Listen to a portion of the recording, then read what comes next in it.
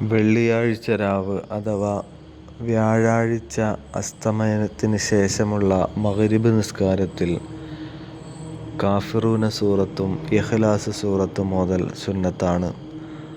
അതുപോലെ തന്നെ വെള്ളിയാഴ്ച രാവിലെ ഇശാ നിസ്കാരത്തിൽ ജുമുഅ, മുനാഫിഖൂൻ അല്ലെങ്കിൽ സബ്ബിഹിസ്മ റബ്ബിക്കൽ അഅ്ല, ഹൽ അതാക ഹദീസുൽ ഗാശിയ ഈ സൂറത്തുകൾ ഓതൽ സുന്നത്താണ്.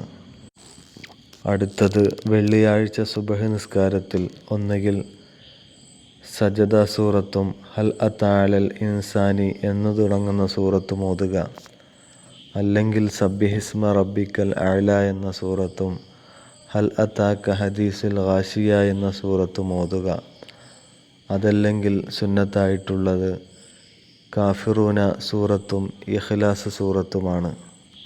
അതുപോലെ തന്നെ വെള്ളിയാഴ്ച ജുമുഅ നിസ്കാരത്തിൽ ജുമുഅ സൂറത്തും മുനാഫിഖൂൻ സൂറത്തും ഓതൽ സുന്നത്താണ്.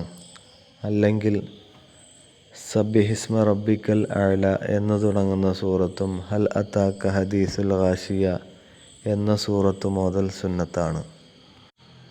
ഇതാണ് സൂറത്ത് ഓതുന്നതിനെ സംബന്ധിച്ചുള്ള സുന്നത്തായ ക്രമങ്ങളിലുള്ള പൊതുവായ കർമ്മശാസ്ത്ര നിർദ്ദേശം. ബഹുമാനപ്പെട്ട അബ്ദുല്ലാഹിൽ ഹദ്ദാദ് റളിയല്ലാഹു അൻഹുവിന് ഈ വിഷയത്തിൽ ഓരോ ദിവസവും ഓതേണ്ട പ്രത്യേക സൂറത്തുകളുടെ നിർദ്ദേശവും കാണാവുന്നതാണ്.